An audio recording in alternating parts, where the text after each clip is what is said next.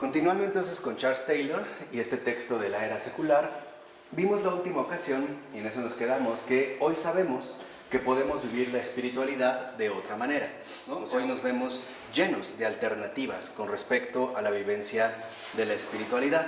De tal manera que, por ejemplo, hoy sabemos que el poder, la plenitud, el exilio, etcétera, pueden asumir formas diferentes, ¿no? Ya no estamos precisamente limitados a una sola alternativa. De hecho, claramente se presentan otras maneras de vivir estas cosas. Y esto es justo lo que hicieron muchos seres humanos. O sea, en un primer momento lo que podemos darnos cuenta es que no se trata precisamente de que la gente dejó de creer, así de sencillo. Se trata más bien de que siguieron o decidieron adoptar otro tipo de propuestas, otro tipo de alternativas. Y entre ellas, por ejemplo, podemos darnos cuenta que se trata de un estado en el que la experiencia inmediata de poder, de un lugar de plenitud, exilio, se plantea en términos que nosotros identificaríamos como una de las alternativas posibles entre la experiencia y su interpretación, ¿no? Aquí vemos cómo en efecto nosotros, por ejemplo, hoy tenderíamos a identificar claramente la manera en la que vivimos nuestra espiritualidad como una más de varias alternativas posibles, ¿no? Vivimos en un mundo, ante todo, caracterizado por la enorme, digamos, oferta de alternativas que se nos presentan. Y ante estas alternativas, nosotros, por ejemplo, también tendemos a identificar, o más bien a separar, la experiencia y la interpretación. O sea, para nosotros, lo que una persona viva también puede ser, digamos, asumido desde una determinada interpretación particular. Así que ya no es posible considerar seriamente que estas alternativas puedan ser irreales. O sea, antes probablemente pudieran ser hipotéticas, hoy en día ya no. Hoy en día ya es un hecho que en efecto estas alternativas son reales. Incluso es probable que en nuestro entorno no se llegue ni siquiera a sugerir su realidad, pues nos conformamos con la interpretación que supuestamente avala la correspondiente experiencia. O sea, si una persona, por ejemplo, decide vivir la espiritualidad de cierta manera y con ello pretende dar como ciertas bases o fundamentos a esta experiencia o vivencia, en realidad lo que nosotros haremos o tendemos a hacer en estos días es quedarnos con la interpretación que él nos da, o por ponerlo en otros términos. Tal parece que hoy en día el peso radica en la interpretación subjetiva que cada uno de nosotros le puede dar a el tipo, digamos, de vivencia que lleva a cabo. Esto es muy importante porque hoy hay, digamos, como una clara diferencia entre la experiencia y la interpretación. Por ejemplo, hoy muchas personas pueden decir que son creyentes o particularmente católicas, pero no es raro encontrar que haya católicos que dicen vivir el catolicismo de cierta manera, ¿no? O que, digamos, lo pretenden vivir de un modo en particular. De tal manera que entonces el peso ahora ya no radica precisamente en la experiencia concreta, o sea, en la vivencia de la espiritualidad, sino en la interpretación que cada quien le da, digamos, a esta misma experiencia. O sea que de tal forma, hoy en día lo que tal parece nos pesa más es la interpretación, o sea, el peso subjetivo que le damos a este tipo de situaciones en concreto, no a la experiencia en sí. O sea, podemos decir que esto se debe a que en la modernidad el énfasis ante todo es subjetivo y no objetivo, ¿no? Cuando una persona asume una determinada vivencia, ¿no? De espiritualidad, es muy probable que no se enfoque tanto en la experiencia en sí misma, en lo que implica, sino en la interpretación que él mismo le quiera dar. De tal forma que entonces hay un estado de la experiencia vivida en que lo que podríamos llamar una interpretación de lo moral espiritual no es vivida como tal, es decir, como interpretación, sino como si se tratara de una realidad inmediata. Por ejemplo, como ocurre con las piedras, los ríos y las montañas y su correspondiente experiencia. Entonces, aquí Charles Taylor es, digamos, como muy preciso en este aspecto, porque hoy lo que en realidad mucha gente considera que es una experiencia vivida es simple y sencillamente una interpretación, ¿no? Él se basa en lo que piensa, en lo que opina o en lo que dice acerca de su experiencia vivida y con esto le basta. Entonces, hoy no caemos en la cuenta de que muchas de las cosas que vivimos en realidad son interpretaciones que se han ido adoptando y que nosotros de alguna o de otra manera también seguimos. O bien, por decirlo así, también tendemos a seguir. De tal forma que estamos confundiendo interpretación con experiencia. Vamos a decirlo de esta manera. Hoy en día, por ejemplo, entre creyentes, es a veces difícil llegar a un acuerdo profundo por una simple razón, porque no partimos de la experiencia concreta, sino de la interpretación que cada uno le quiere dar a este tipo de experiencia. O sea, hoy nos vemos, digamos, movidos hacia un ámbito distinto. Por ejemplo, la experiencia que tenemos de los ríos, las montañas, los paisajes, es una experiencia inmediata, ¿no? Ahí tenemos la experiencia. Prácticamente ninguno de nosotros se plantea algún tipo de interpretación al respecto. Por ejemplo, diríamos, bueno, estamos ante un bello paisaje, pero no diríamos, bueno, me parece que, o yo consideraría que, y haríamos una interpretación, ¿no? Simple y sencillamente la vivimos. Ahora, en el caso de la vivencia espiritual, hoy en día, la experiencia ha sido dejada de lado por la interpretación. ¿Y esto qué ha traído consigo? Algo muy delicado. El hecho de que tal parezca que entonces la vivencia espiritual se pudiera, en este caso, multiplicar de manera indefinida. Dicho de otra manera, de una determinada experiencia, pongamos en este caso la experiencia creyente, esta experiencia podría ser asumida según la interpretación que cada uno de nosotros le quisiera dar.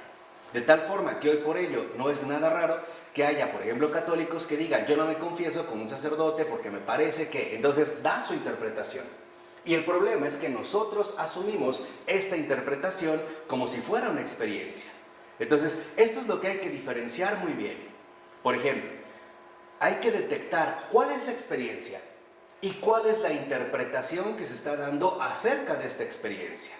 Y no creer que esta interpretación, en efecto, se tendría que pasar por la experiencia misma, ¿no? Así que hoy vemos que en realidad lo que vivimos es también al mismo tiempo lo correspondiente a esta inmensidad de alternativas, una pluralidad de interpretaciones.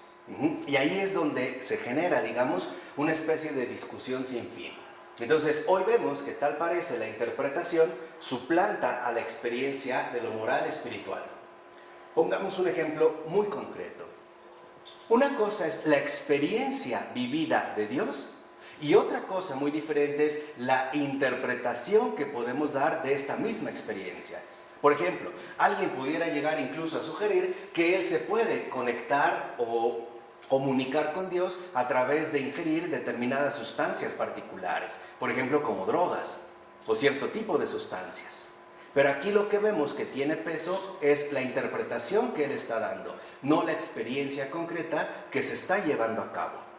Esto es algo bien importante porque vale la pena recordar que la catolicidad es una experiencia, no una interpretación. Y esto es lo que nos hace entender, por ejemplo, muchas cosas, entre ellas el magisterio de la Iglesia.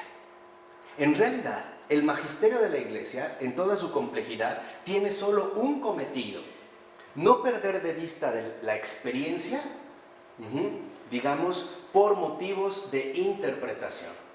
Ese es el cometido central. O sea, el magisterio de la Iglesia lo que busca es conservar la autenticidad de la experiencia. Vamos a decirlo así, de la experiencia creyente. Esta experiencia, por ejemplo, se puede ver de cierta manera perjudicada por la interpretación que se quiera dar acerca de esta misma experiencia. Quizá lo más llamativo al respecto lo podríamos nosotros encontrar en Martín Lutero. ¿Qué pasa con Lutero? Lo que Lutero cambia no es la experiencia. Lo que Lutero cambia es la manera en la que ahora se va a interpretar esta misma experiencia. De tal manera que en la interpretación de Lutero algo resulte relevante, por ejemplo, los sacramentos, ¿no? Entre muchas otras cosas. De tal forma que entonces vemos que en el caso de Lutero, al cambiar de interpretación, obviamente esto va a repercutir en la experiencia. Y esto es lo que precisamente la Iglesia busca evitar a toda costa. O sea, que no nos dejemos llevar por interpretaciones equivocadas o por interpretaciones falsas con respecto al núcleo mismo de esta experiencia, ¿no? Este es, digamos, como un punto fundamental, porque hoy en día muchas veces nosotros nos movemos en efecto al nivel de la interpretación, y de ahí que entendamos que no sea casual que en el siglo XX se haya desarrollado una tendencia filosófica conocida como hermenéutica. La hermenéutica, digamos, es una disciplina que busca darle peso ante todo a la cuestión interpretativa. Entonces, lo que va a decir es que en realidad nosotros tenemos la posibilidad de interpretar las cosas y por lo tanto hay que tener ciertos criterios para poder, digamos, captar la posibilidad de la interpretación. Pero aquí nosotros no estamos en una interpretación, estamos ante una determinada experiencia, ¿no? Tomémoslo desde el punto de vista evangélico. ¿Qué pasa en una ocasión cuando Jesús le pregunta a los apóstoles, ¿quién dice la gente que soy yo? O sea, Jesús en ese momento, ¿a qué se está refiriendo? O sea, ¿quién dice la gente que soy yo? Si lo pusiéramos en estos términos, es como si Jesús les dijera, a ver, ¿qué está interpretando la gente acerca de mí? Y le responden, unos dicen que eres Elías, otro tal, que el profeta. Y dice, bueno, ¿y ustedes quién dicen que soy yo? O sea, aquí es donde lo vemos diferente. No dice, ¿qué piensan de mí? ¿O qué dicen acerca de mí? ¿Ustedes qué dicen? O sea, ¿cuál es la experiencia que ustedes han tenido conmigo?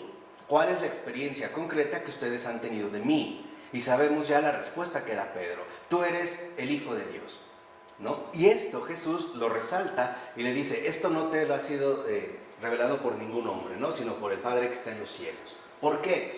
Porque la experiencia creyente, en este caso la experiencia católica, es una experiencia de vida que en efecto anula cualquier posibilidad de interpretación falsa, vamos a decirlo así, de desviación. De tal manera que en lo que tenemos que enfatizar es en lo siguiente, no qué pienso acerca de, sino qué vivo con respecto a. O sea, entendamos que la catolicidad es una experiencia concreta de vida.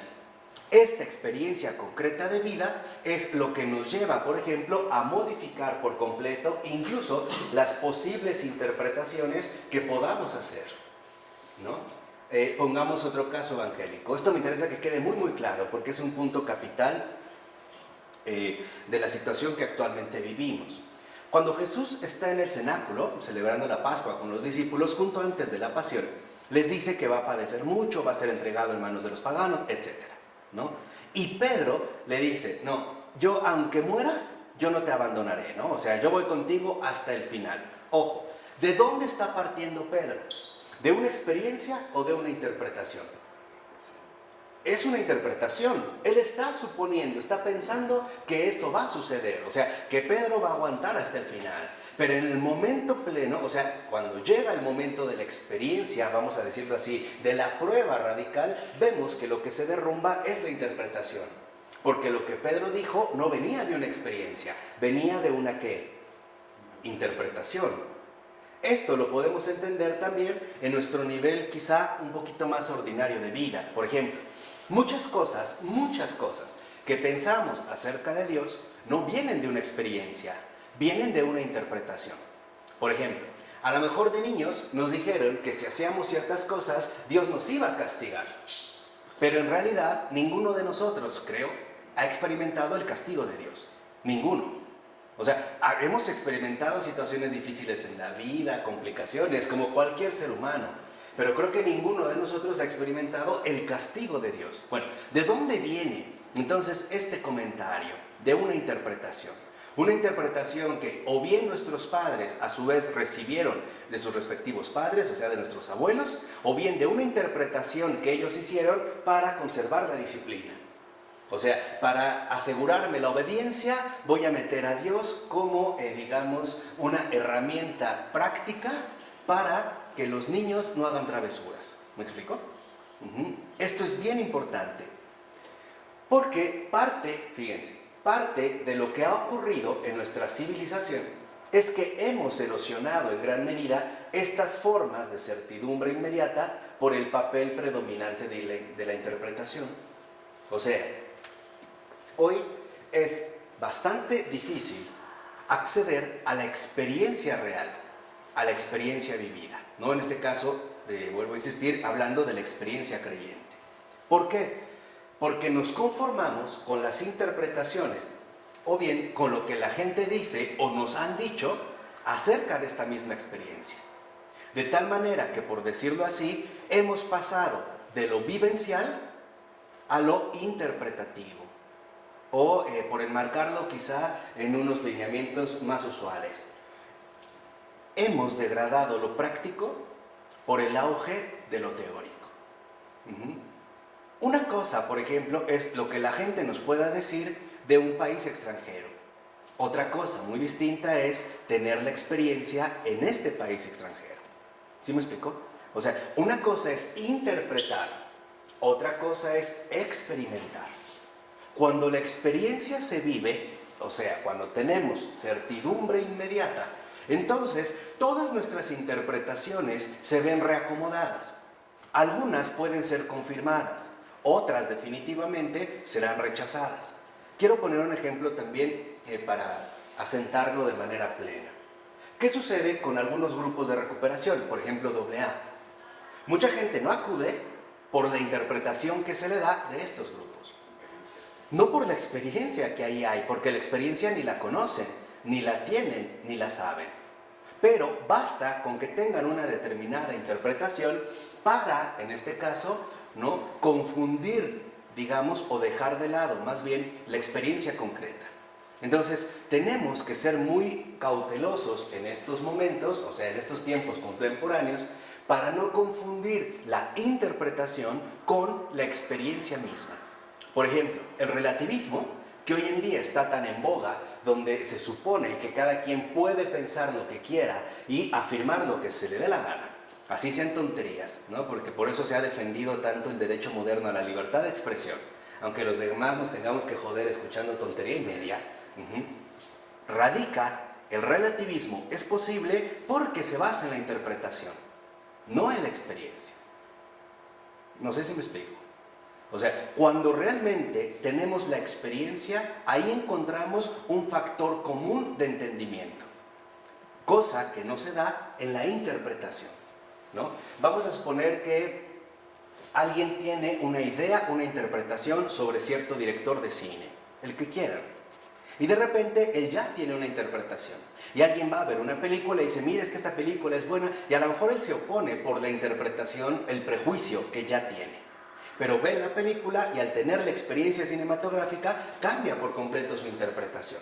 Porque lo que nosotros queremos es la experiencia, no tanto la interpretación que nosotros podemos adquirir.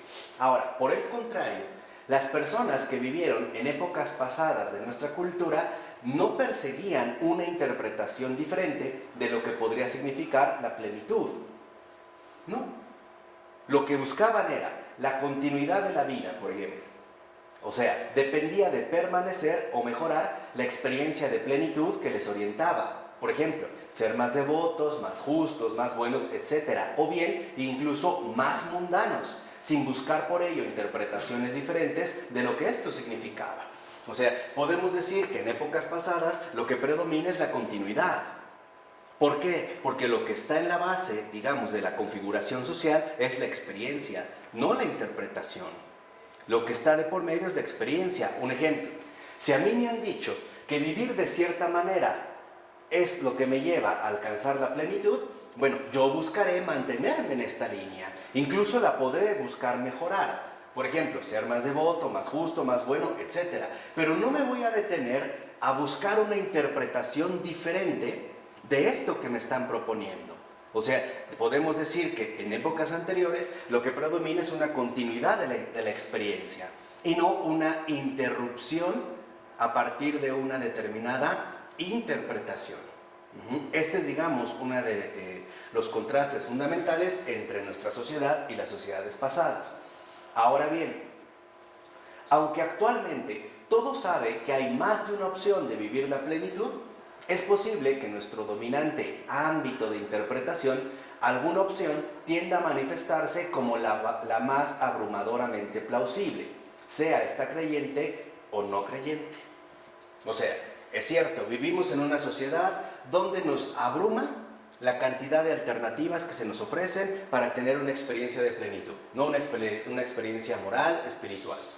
Pero, aún así, dentro de nuestro entorno, no destaca, digamos, la pluralidad, sino que puede ser que en un determinado caso, bajo ciertas circunstancias, una de estas posibilidades aparezca como la más atrayente o la más atractiva, aunque no sea algo permanente, pero por lo menos podría ser, digamos, la más plausible, sea creyente o no creyente. Podemos decir que este es como el efecto moderno en este ámbito que estamos describiendo del estado de la fe, digamos, el paralelo a lo que ocurre con las modas. Puede ser que, por ejemplo, en el uso de la ropa tengamos muchas posibilidades, ¿no? Pero puede ser que a lo mejor dentro de estas posibilidades una en particular destaque, como pasó, por ejemplo, en el iPhone. Nosotros sabemos que, por ejemplo, la comunicación mediante los teléfonos móviles o celulares no se reduce al iPhone, pero tal parece que últimamente ha destacado esta posibilidad, ¿no? Como que toda la gente tiende a buscar, a dar preferencia al iPhone, aunque sabemos que hay otros equipos que pueden dar también otro tipo de servicio, pero una en particular va a destacar. Por ejemplo, hoy en día me parece que dentro de estas alternativas abrumadoramente plausibles tenemos todas las prácticas de meditación orientales. Por ejemplo, las que están basadas en el yoga, en el feng shui, como que nos parecen muchísimo más plausibles que otras posibilidades. No, esto no quiere decir que las demás desaparecen, simple y sencillamente que dentro de estas alternativas o dentro de este ámbito de interpretación en el que vivimos, también se suele dar un rasgo de preferencia. Alguna resultará más plausible que otra. Con esto dejamos de reconocer que ciertamente hay otras opciones más. Pero si esta opción dominante nos atrae, es probable que pensemos de qué manera podremos acercarnos a ella e incluso estar dispuestos a luchar por ella. Por ejemplo, si una persona, vamos a suponer, es católica o se dice católica o su interpretación le dice que es católica, pero no su experiencia, y de repente encuentra algún otro tipo o secta distinto y se siente atraído por ella, considerará que entonces eso es lo único que tendrá. Esto es lo único. Y una vez que se adhiera a esta situación, incluso buscará ya no solo la manera de acercarse a ella una vez que ha ingresado, sino incluso va a estar dispuesto a luchar por ella. O sea, aquí vemos cómo curiosamente cuando una persona se instala en una opción dentro de esta multitud, buscará que esta opción sea algo definitivo, no solo para él, sino también para todos los demás. Esto, por ejemplo, nos ayuda a entender el porqué de cierto proselitismo, por decirlo de alguna manera, que se da en algunos grupos religiosos, ¿no? Una persona llega a una secta y de repente quiere que todos vayan a esa secta. Quiere que toda la familia entre a esta secta, ¿no? O alguna persona conoció otro tipo de experiencia y quiere que todos vayan. Esto es lo que ha, ayudado mucho a cadenas comercializadoras como Tupperware, entre otras, donde se hacen las piramidales, ¿no? Este es el modo efectivo de hacer negocios, entonces yo voy a reclutar gente, porque esta es la única opción que hay que tener en cuenta. Sucede entonces, cuando nos vamos por esta alternativa, que rompemos con nuestra comunidad creyente y nos volvemos, por ejemplo, ateos, o lo contrario, o bien nos convertimos en partidarios de alguna otra opción religiosa, cristiana o no. Este es, digamos, también lo que nos permite entender el porqué del gran éxito que han tenido en estos tiempos opciones religiosas distintas, básicamente las sectas. ¿Por qué? Porque ante esta multitud, cuando la gente cree encontrar en ella la opción definitiva, se compromete de tal manera que buscará también que todos entren a formar parte de esta nueva propuesta, aunque esto involucre cambiar por completo la experiencia inicial. Por ejemplo, la ruptura con su comunidad creyente o cambiar radicalmente de postura, por ejemplo, de creyente a ateo. Esto es algo muy común, o al menos yo lo he notado, en las generaciones jóvenes. Por ejemplo, cuando los jóvenes van en la preparatoria y se les dejan algunas lecturas de Nietzsche, que para empezar me parece que no son las mejores lecturas de Nietzsche, sino muy seleccionadas, muy viciadas, o sea, realmente como muy manipuladas. Un joven que se decía creyente leyó unos cuantos paragrafitos de Más allá del bien y del mal, o La genealogía de la moral, o del anticristo, y de repente de un día para otro dice que ya es ateo, que ya no es creyente, ¿no? Que la religiosidad es una estupidez, o es una cuestión inaceptable. Bueno, esto sucede cuando se encuentra supuestamente una alternativa diferente. Y lo que vemos es que lo que causa realmente el impacto, al menos en estos tiempos, es la interpretación que se le está dando. Ahora, lo importante aquí es lo siguiente, que esta opción la que sea, es adoptada, por así decirlo, por omisión y no por plena convicción, pues nuestro ámbito de interpretación promueve justamente la opción por omisión. Este también es otro de los fenómenos que Charles Taylor está describiendo. Primero, antes se supone que una persona permanece en su lugar por una determinada convicción. Ahora no, lo hace por omisión, o sea, es como se queda en este lugar por omitir todas las otras opciones que pueden ofrecérsele, ¿no? O que pudieran estar a su alcance. Entonces, vimos cómo en efecto, si en un primer momento, hoy en día lo que pesa es la interpretación y no la experiencia, también ocurre lo mismo en este caso. Tal parece que muchas de nuestras elecciones son por omisión, o sea, por omitir todos los demás, vamos, por ya no tomar en cuenta las otras alternativas, pero no por plena convicción. Pongámoslo en un caso muy particular de consumo, un poco para que entiendan la dinámica de la que estoy hablando. Quizá no es nada común que muchos de nosotros, si vamos a un centro comercial, también hagamos compras por omisión. O sea, omitimos cosas que tal vez quisiéramos y nos llevamos las que pudimos acceder. Pero realmente no lo hacemos por convicción. No es que yo quería esta camisa, es que es la única para la que me alcanzó. O me compré estos tenis porque no tuve opción. O sea, tuve que omitir, por así decirlo, toda la oferta. Pero no lo estoy adquiriendo por plena convicción, ¿sí? También en las relaciones humanas. Una persona a lo mejor ha tenido ciertos descalabros afectivos, ha tenido ya muchos noviazgos y de repente considera que con esta persona, hombre o mujer con la que anda en este momento, pues es su única alternativa posible, ¿no? Ya no toma en cuenta ninguna otras. Entonces alguien dice, es que ya estoy grande, es que se me está yendo el tren, es que pues, tal vez no va a haber otra opción, etc.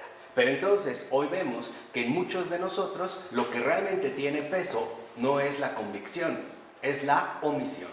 Entonces, esto es fundamental que nosotros lo tengamos presente. Cuando nosotros hablamos de elección, en este caso en particular, ¿no?, de la experiencia vivida de la fe o de la experiencia creyente, hay como, al menos hoy en día, dos ámbitos muy diferentes. Una es llevar a cabo una elección por convicción, pero otra es realizarla, como dice Charles Taylor, por omisión. O sea, ya no tomando en cuenta las demás alternativas que se me presentan y entonces me voy a quedar con una opción justo porque busco omitir cualquier otra posibilidad. No estoy por convicción, estoy ahí por un pues ya que, no me quedo de otra. O estoy convencido de que definitivamente esto es lo único y todo lo demás no lo tomo en cuenta. En este sentido, se ha producido un cambio titánico en nuestra civilización occidental. ¿Por qué? Porque la opción por omisión nos lleva a suponer que esta opción abrumadoramente plausible es solo una más entre muchas otras y por eso jamás se llega a promover una auténtica convicción. O sea, aquí vemos, digamos, la dinámica interna que aquí se está generando. Primero, si nosotros optamos por una experiencia en particular, por irnos hacia un grupo o por asumir alguna alternativa, por muy abrumadoramente plausible, aceptamos al mismo tiempo que esta es una más entre muchas otras y que por lo tanto no podría competir en exclusividad. De tal forma que entonces la convicción ya no se fomenta hoy en día. O sea, esto va de la mano con lo siguiente. Si la convicción está íntimamente ligada a la experiencia, la omisión estará íntimamente ligada a la interpretación. Entonces, por omisión, nosotros elegimos y la única manera en la que podemos permanecer ahí es a través de una determinada interpretación. Pero bastaría con que se nos apareciera otra interpretación sumamente atrayente para nosotros para hacer otra elección, pero no por convicción, sino igual ahora por omisión. Son los que están, por así decirlo, brincando o pasando de un lado a otro. Han sido ateos, agnósticos, católicos, cristianos, ahora son budistas, ahora no sé qué tanto. O sea, están nada más, ¿no?, de un lado al otro, porque en efecto en nuestra civilización occidental el cambio radica en que se favorece la interpretación y la omisión y no la experiencia y por lo tanto la convicción. y aún así intuimos que por el momento estamos ahí, por ejemplo en un determinado grupo de autoayuda, pero que si encuentro una mejor opción, definitivamente la voy a tomar. Esta dinámica también forma parte de nuestra realidad humana ordinaria. Por ejemplo, hay muchas personas que deciden tener una relación, un noviazgo, solo mientras dure, o sea, mientras sea una opción plausible. Pero en el día en que empiece a sentir o a considerar que esto no está marchando, nos damos una patada por el trasero y nos mandamos al carajo. Y vamos a buscar una nueva opción. Y esto es lo que sucede, ¿no? Hay personas que empiezan una relación, la pasan muy bien, 1 mes, 2, 3 meses, después ya no la empiezan a pasar muy bien, terminan y buscan una nueva opción. Y van a escudarse, digamos, en esta manera, en la interpretación. Entonces, todos nosotros aprendemos a navegar, querámoslo o no, entre 2 puntos de vista. Nosotros también.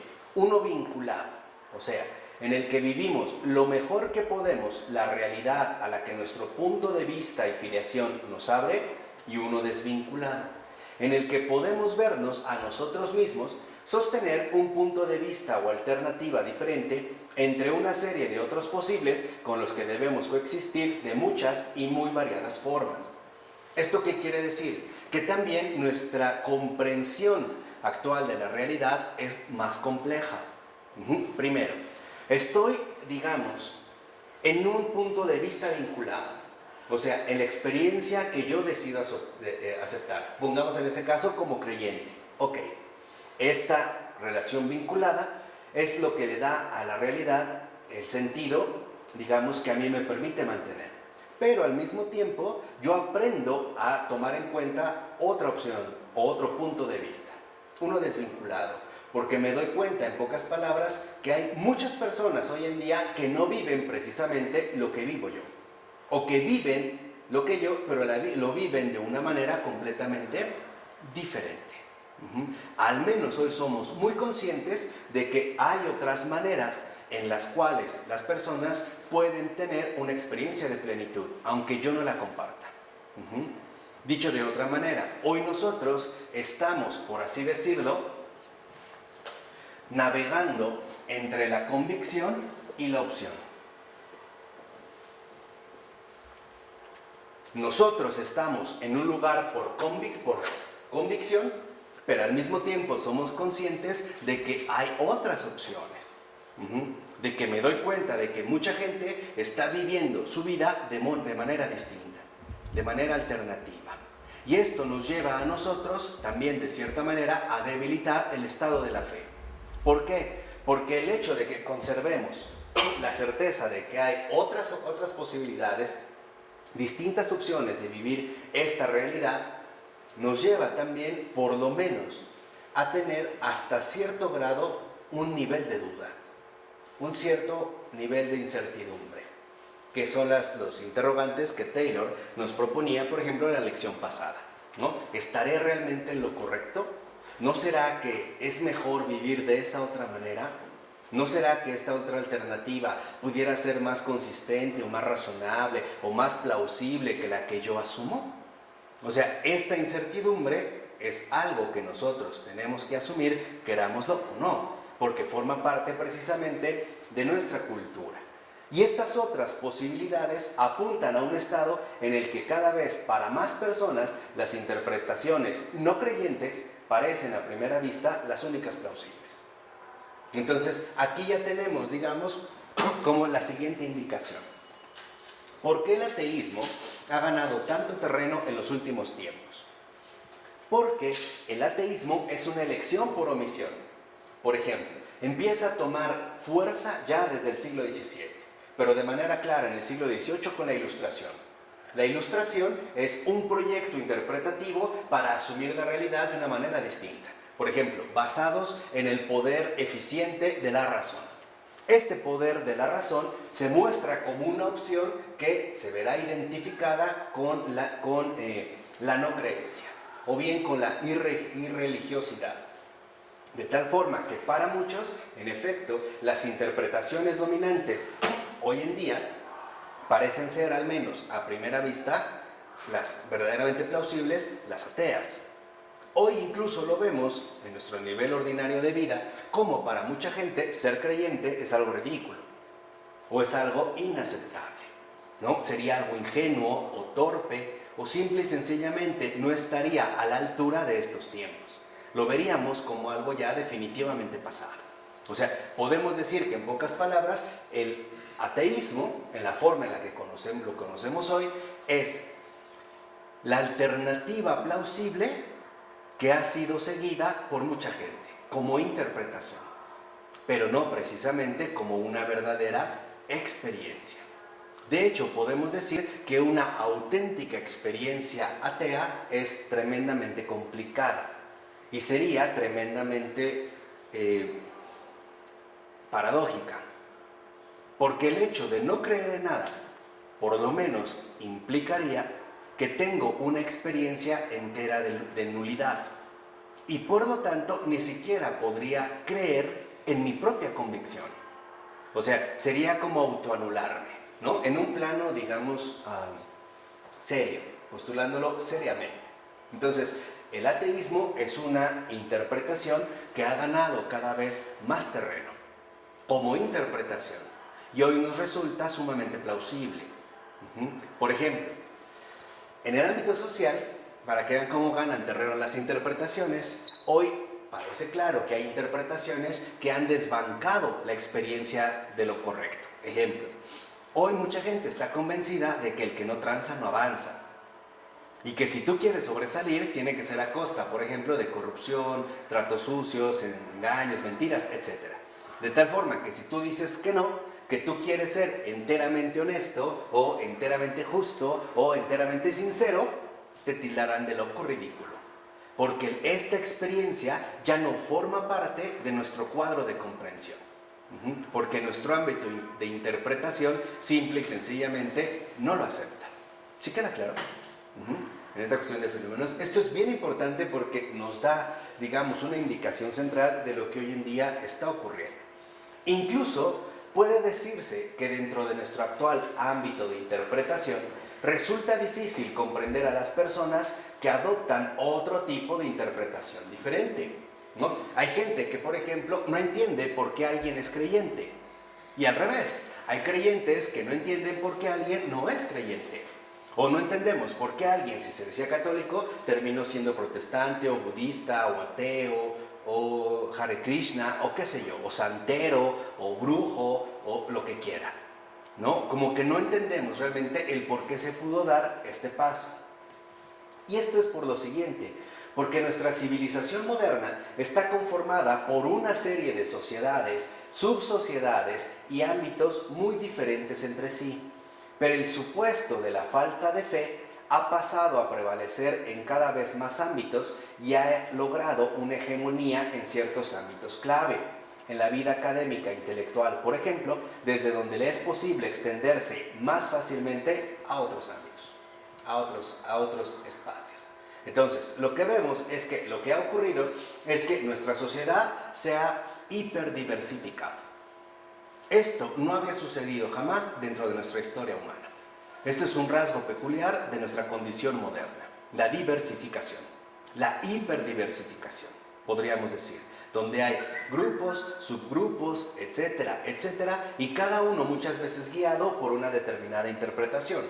Este es el primer rasgo. El segundo es porque la falta de fe, o el ateísmo, o la irreligiosidad, ha pasado cada vez a ganar más terreno en ámbitos de mucha influencia, por ejemplo, los ámbitos académicos. De tal manera que si en una formación académica, por ejemplo, y ahorita les cuento una anécdota, pero si en un ámbito académico peculiar predomina la interpretación de la falta de fe, entonces estas personas ya están condicionadas a pensar de este modo, ya van de este modo. Y una vez que predominen en los ámbitos académicos e intelectuales, entonces es muchísimo más fácil promover que se extienda esta postura o esta interpretación a muchas otras personas. Dicho de otra manera, por ejemplo, si nosotros empezamos a ver quiénes fueron los escritores, los intelectuales o los académicos más sobresalientes del siglo XIX y siglo XX, veremos que en su mayoría eran no religiosos. Y el hecho de que una persona se acerque a leer a a uno de estos autores, promueve, digamos, la propagación de esta postura. Y si es alguien sobresaliente, todavía muchísimo más. Por ejemplo, Nietzsche. Que Nietzsche a mí se me hace un creyente muy peculiar, ¿no? Me parece como un alma muy religiosa. Pero aquí lo que quiero que entendamos es cómo es que se ha ido gestando esto que estamos viviendo en estos momentos. Que es lo que decíamos ya en alguna ocasión, qué es lo que debemos entender, cómo llegamos a esto. Es un paso histórico, ¿no? Es un proceso histórico que ha ido configurándose de manera gradual y es algo que se ha ido generando, por ejemplo, poco a poco. Por ejemplo, muchas de las sociedades burguesas del siglo XIX educaban a sus hijos a través de la siguiente interpretación: la vida tiene que basarse ante todo en el avance científico, el progreso económico y la justicia social, por ejemplo, ¿no? Que era, digamos, como una especie de configuración general. Y muchos crecieron con esta perspectiva, dentro de la cual, por ejemplo, Dios ya no aparecía, o si llegaba a aparecer, aparecía únicamente como un ornamento más, como una flor más de un arreglo, de hecho ya bastante abundante. Entonces, para muchos, por ejemplo, era muy común que el asistir a misa fuera una parte más de una vida educada y socialmente aceptable. Pero lo que vemos es que iban por interpretación, no por convicción. Van por omisión, porque finalmente no les queda de otra, o porque no han encontrado otra alternativa con la que se sientan más identificados, o incluso lo pueden hacer por obligación, pero no en este caso por convicción. Entonces, si vamos siguiendo estos rasgos, nos damos cuenta que, fíjense, para situar la discusión sobre la fe y la falta de fe en nuestros días y en nuestra era, debemos ubicarla en el contexto de esta experiencia vivida y de las interpretaciones que configuran esta experiencia. Este es, digamos, como el encuadre básico para poder situar la discusión sobre la fe y la falta de fe en estos días, en nuestra era, o sea, en nuestro contexto muy peculiar. El hecho de poder distinguir claramente la experiencia de la interpretación. De tal forma que, dirá Taylor, para expresarlo en términos diferentes, la creencia en Dios no es lo mismo que en 1500 que en el 2000. La creencia en Dios ha cambiado, pero ojo, ¿ha cambiado como experiencia? No, ha cambiado más bien como interpretación. Este es, digamos, como el giro que se ha dado. De hecho, en la era secular, esta es como la gran historia que Charles Taylor nos va a ir narrando. Cómo se empezó a dar este cambio particular que ahora nos define, que comienza de hecho un poco antes del 1500, pero que en estos 500 años tomó forma y fuerza, ¿no? Se fue, digamos, ya creciendo o desarrollando hasta emerger de la manera en la que actualmente lo vivimos. Entonces, tomamos en cuenta el hecho de que todas las creencias se sostienen dentro de un contexto o marco de lo que se da por sentado. O sea, damos por hecho que las cosas son así, ¿no? Hay muchos niños que ya dieron por hecho que en efecto, si te portas mal, Dios te castiga. Ya es su marco de comprensión. Ya tenemos en efecto trasfondos establecidos. Y estos generalmente, este contexto permanece tácito e incluso puede ser no reconocido por el agente porque nunca fue formulado. O sea, nunca nos pusimos a expresar en base a qué estoy configurando mis propias perspectivas. Dicho de otra manera, tal parece que es muy difícil que nosotros nos planteemos lo siguiente: ¿por qué pienso de esta manera? ¿Cuáles son los fundamentos de este modo de pensar? O sea, ¿cuál es el trasfondo, por ejemplo, que me lleva a sostener este tipo de pensar? Y por lo tanto también este tipo de vivir, porque de hecho llegamos a suponer que las cosas son así, lo damos algo por sentado, sin ponernos a considerar que puede ser que en realidad lo que estamos viviendo no es una experiencia, sino una interpretación. Esto se ve claramente en los contrastes que hoy se suelen establecer entre los adultos mayores y las generaciones jóvenes. Cuando el joven le dice que los tiempos han cambiado, da por sentado de que así son las cosas en este momento. Ya, o sea, lo que vale, o en este caso, lo único que valdría la pena es la interpretación que se le está dando. Y con eso, tal parece, se pretendería desacreditar todas las opciones que antiguamente se dieron. Y entonces le daríamos peso, por ejemplo, a lo que, digamos, el desarrollo de los tiempos nos va exigiendo. Un caso, la virginidad. Se suponía que generaciones anteriores consideraban la virginidad una parte fundamental de toda una configuración especial. Por ejemplo, el matrimonio no era un adorno, tenía un sentido profundo y peculiar. Ahora, hoy en día para muchos la virginidad no es nada importante y nada relevante, ni para el hombre ni para la mujer. Se considera que, por ejemplo, el hecho de ser virgen ha pasado de moda. Pero el hecho de que se piense así acerca de la virginidad involucra que hay un trasfondo a partir del cual se están planteando este tipo de pensamientos. Por ejemplo, pudiera ser que este trasfondo está considerando que cualquier tipo de realidad humana fundamental no es importante. Y que uno, dicho de otra manera, el trasfondo puede ser que hoy se considera que el ser humano puede perderlo todo, incluida la dignidad, y seguir adelante. Como si lo que realmente a nosotros nos define como personas no valiera la pena. ¿Me explico? Entonces, tenemos que entender que nuestros pensamientos, a su vez, tienen trasfondos de gestación. Tienen, digamos, contextos a partir de los cuales se han formado. ¿Por qué? Porque la gente ha solido pensar de esta manera.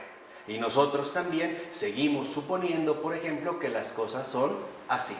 Como les decía, hoy en día, un trasfondo muy generalizado es el ámbito de la corrupción. El suponer que para que tú puedas salir adelante necesitas hacer ciertas cosas, que la gente de hecho ya da como algo establecido, ¿no? El caso de un taxista. Compone su coche, lo lleva a la verificación y no pasa 3 veces. Y lo llevó con su compadre, el mecánico, que era muy bueno. Hasta que le dijo, no, es que la cosa no es así. Lo que tienes que hacer es dejar un billete de 200 en el cenicero para que la verificación pase. Y en efecto pasó. O sea, ya damos por hecho muchas cosas. O suponemos cómo son las cosas. Pero en realidad nos seguimos basando en el ámbito de la interpretación. Entonces, esto, que en efecto nunca fue formulado, es lo que bien podemos denominar trasfondo. Un background o campo de acción. Por lo regular inarticulado, pero en efecto vigente y operativo.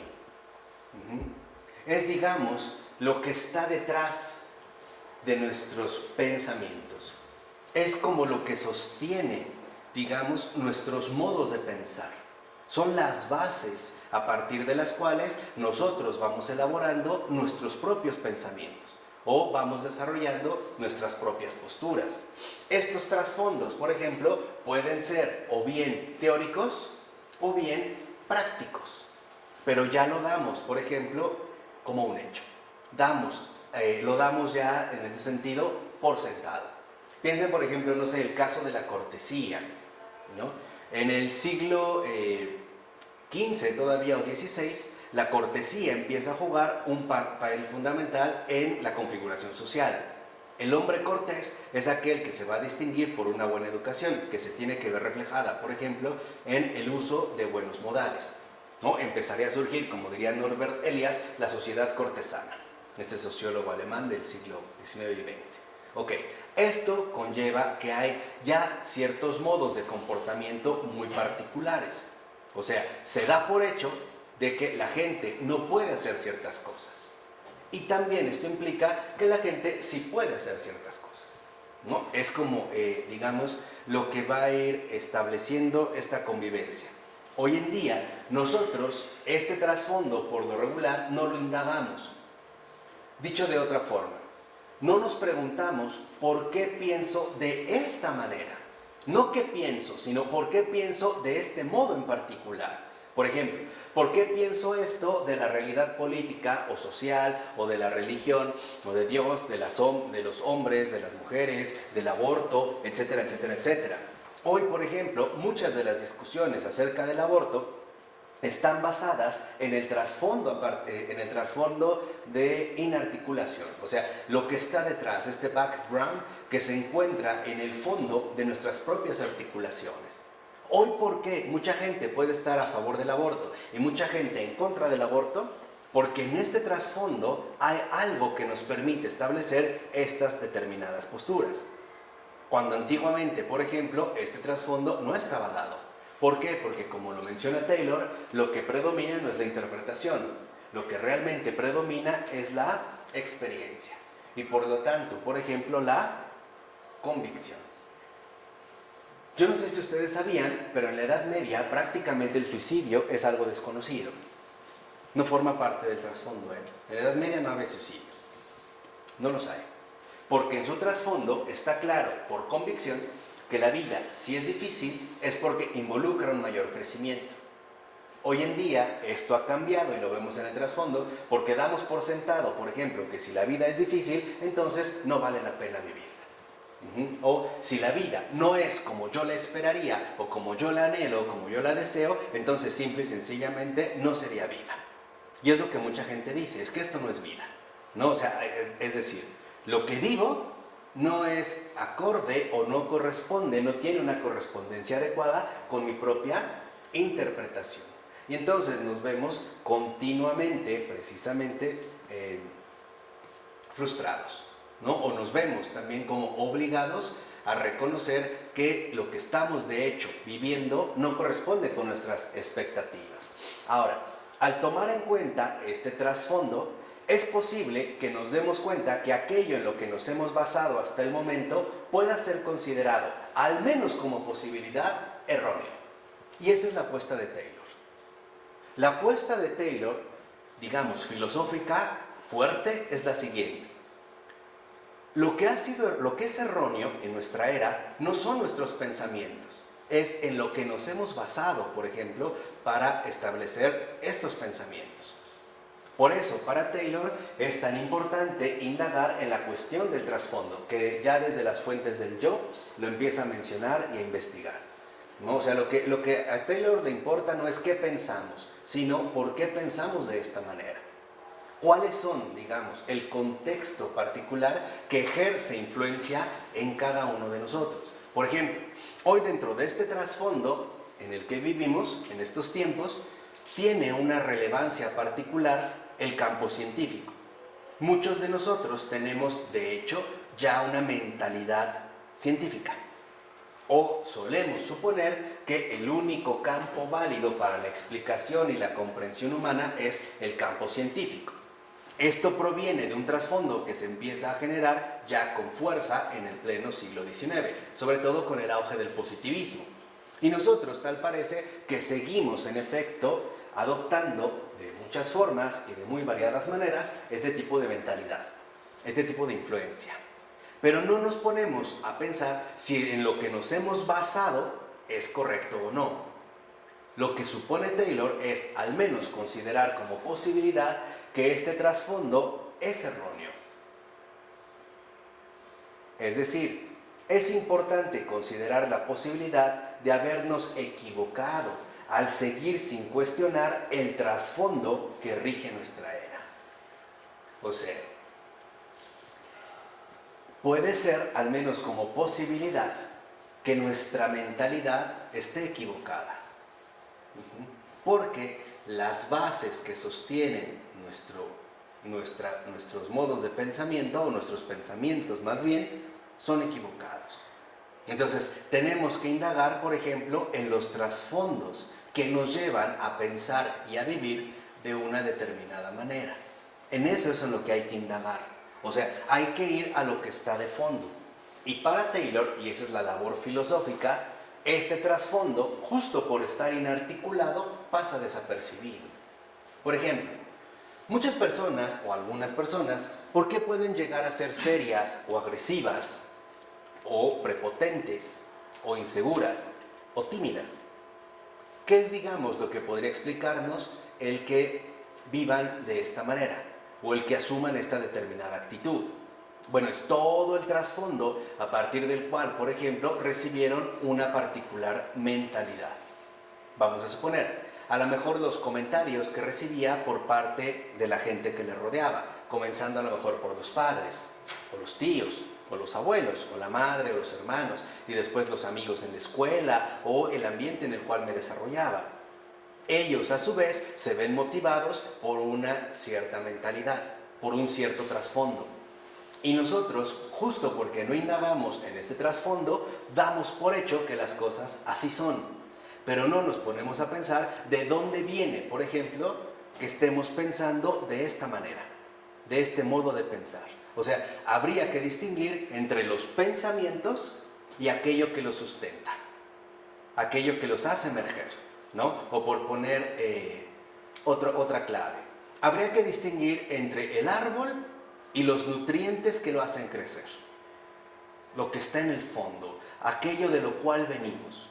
Por ejemplo, cuando uno se pone a pensar, a ver, ¿por qué pienso así acerca de esto, esto y esto? ¿Cuál ha sido el trasfondo que en efecto me fue transmitido o en el cual me desarrollé?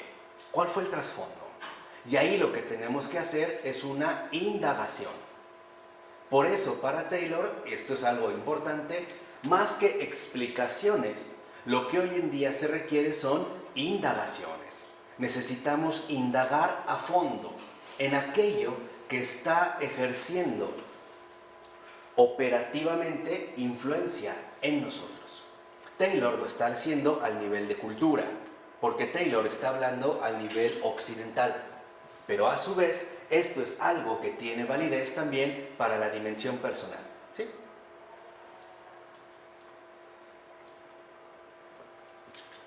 O sea, que para Taylor, lo importante es lo que está de fondo en nuestra cultura. Porque esto que está de fondo es precisamente aquello que ejerce influencia en cada uno de nosotros y nos hace vivir y pensar de esta manera peculiar. En este caso podríamos decir de esta manera particularmente moderna. ¿El trasfondo está fuera de nosotros o dentro de nosotros? En los dos. Entonces, ¿el subconsciente? Es parte de nuestro subconsciente, pero también es parte de nuestra cultura circundante, de la manera general en la cual se suele pensar. Por ejemplo, hoy uno de estos trasfondos es lo que podríamos llamar un trasfondo monetario. El suponer que básicamente la importancia de la vida está irremediablemente vinculada al dinero, por ejemplo, ¿no? Entonces, hay mucha gente que considera que si tiene dinero será exitosa, si no tiene dinero es fracasada. Pero si toma la alternativa de que por tener dinero es exitosa, entonces no va a ver de qué manera va a obtener el dinero. Si lo importante es tener dinero, me da igual hacerlo a través de una carrera o secuestrando a una persona y que me paguen lo que me tengan que pagar. Bueno, esta es una fuerza. O sea, el trasfondo son las fuerzas operativas que nos configuran en ciertos modos de pensar y por lo tanto también en ciertos modos de vivir. Por eso, para Taylor, indagar en el trasfondo es algo urgente y sumamente necesario en estos tiempos, en especial para entender el estado actual de la fe, que es lo que habíamos comentado en una ocasión, en especial para entender el por qué hemos llegado a la presente degradación de la experiencia creyente. ¿Cuáles son, por ejemplo, los trasfondos? La vez pasada hablamos de uno en particular, donde vimos que, por ejemplo, para muchos Dios es simple y sencillamente una opción secundaria. Dijimos, no se trata de eliminar a Dios, se trata de trivializar, de suponer que Dios sí existe, pero que en el fondo no es tan necesario, ¿no? Podríamos recurrir a Él o no. Lo mismo como a alguien que usara un sombrero, lo puede usar a su gusto. Por gusto, por vanidad, por necesidad o por lo que quieran, menos por convicción. Bueno, entonces este quiebre de la ingenuidad o articulación explícita de trasfondo suele ser el camino para una comprensión más plena de nuestra experiencia real. Y esto es lo que a Taylor le interesa. O sea, lo que a Taylor le interesa describir es la experiencia real, no las interpretaciones que se dan. Lo que le interesa es abordar la experiencia real a partir del quiebre de la ingenuidad. ¿A qué le llama ingenuidad Taylor? Al trasfondo no cuestionado. Esa es la ingenuidad. O sea, a los parámetros que determinan y configuran nuestro peculiar modo de pensar. Esa es la ingenuidad. Entonces, para Taylor es muy importante, sobre todo, que el creyente no sea ingenuo. O sea, que no suponga o dé por hecho que las cosas son así. Que al menos considere que es posible que las cosas sean de otra manera. Entonces, dicho quiebre de la ingenuidad se refiere ante todo a la articulación de todo el marco contextual o el trasfondo en el que creemos o rehusamos creer en Dios. Esto es el quiebre. O sea, a ver, hoy ¿por qué una persona cree en Dios y por qué otra persona no cree en Dios? ¿Cuál es el trasfondo, por ejemplo, que está ahí vigente? ¿Qué es lo que de fondo está fomentando estas posturas?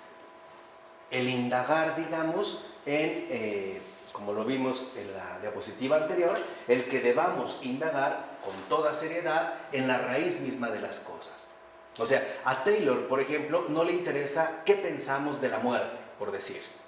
No, le interesa por qué pensamos de esta manera acerca de la muerte. ¿Cuáles son las influencias que se han venido generando para que nosotros lleguemos a esta postura? ¿Sí me explico? Esta es una indagación muy seria. ¿Por qué? Porque involucra, mucho esfuerzo, pero también es un trabajo por demás necesario. Por ejemplo, muchas veces hoy en día los problemas psicológicos que presenta bastante gente no tiene que ver con ciertos diagnósticos médicos. Tiene que ver con el trasfondo en el que han venido viviendo y que consideran que, por ejemplo, es lo único válido y pertinente para sus propias vidas. Entonces, en pocas palabras, para que una persona cambie, para que una persona mejore, necesita primero indagar en el trasfondo de las cosas, no en ya los resultados. ¿No? Es como en AA, ¿no? Se suele definir el alcoholismo como un síntoma de males más profundos. Bueno, esta profundidad de los males sería el trasfondo. El alcoholismo sería nada más una consecuencia.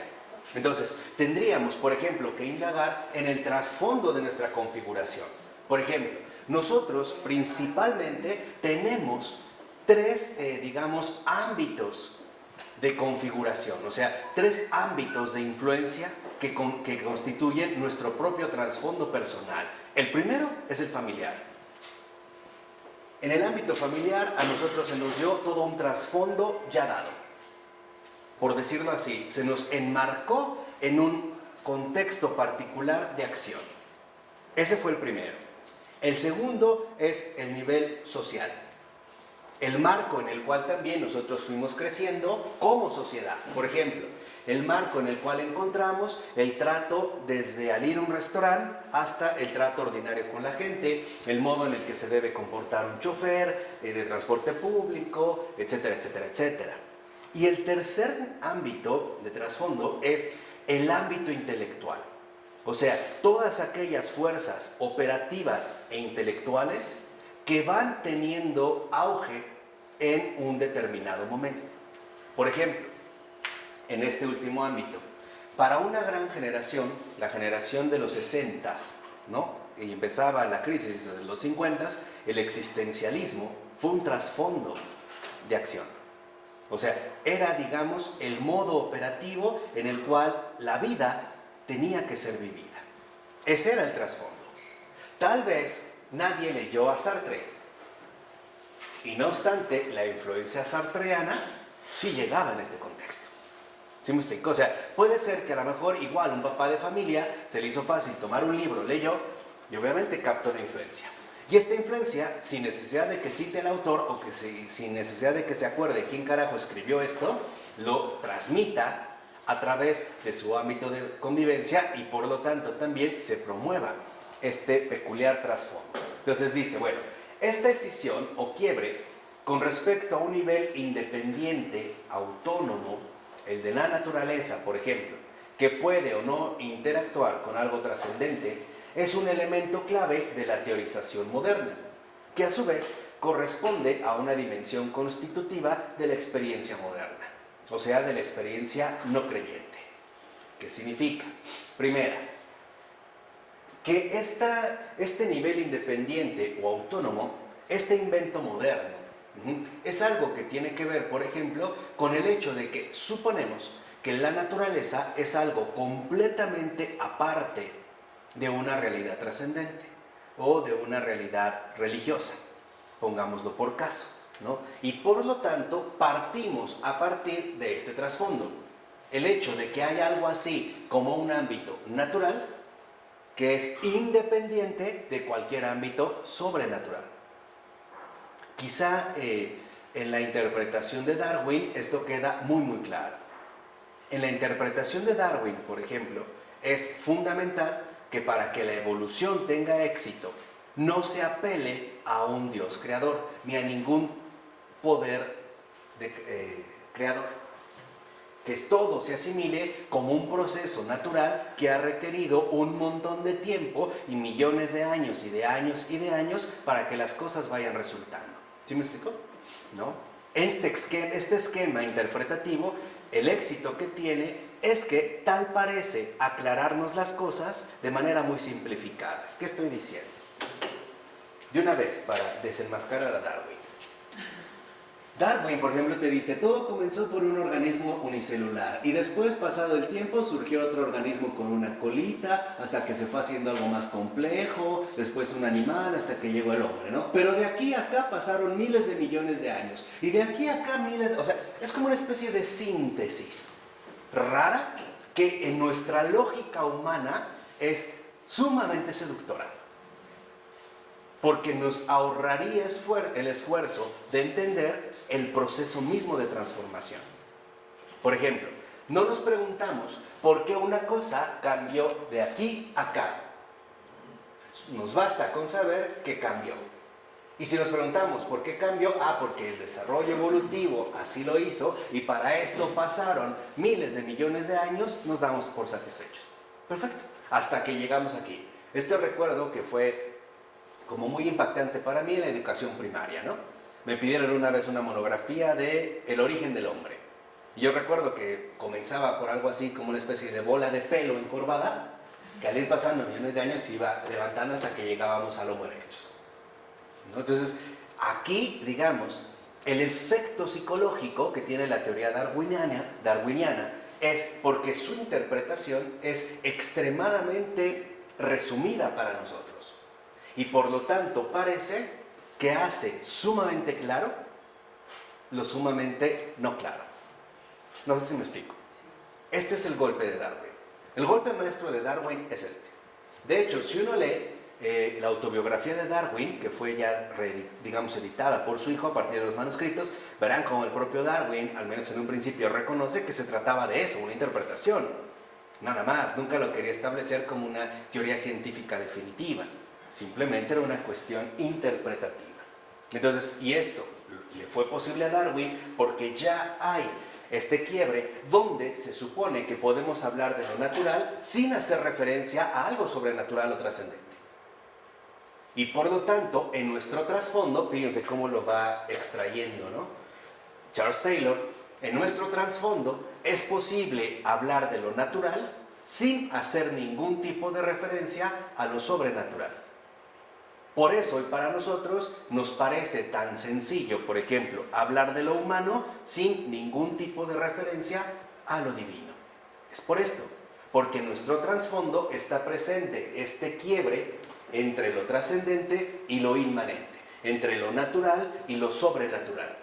De tal manera que a partir de este quiebre, lo que ha ganado terreno es el ámbito natural, que va muy bien con la dimensión constitutiva de la experiencia moderna, o sea, con el no creyente.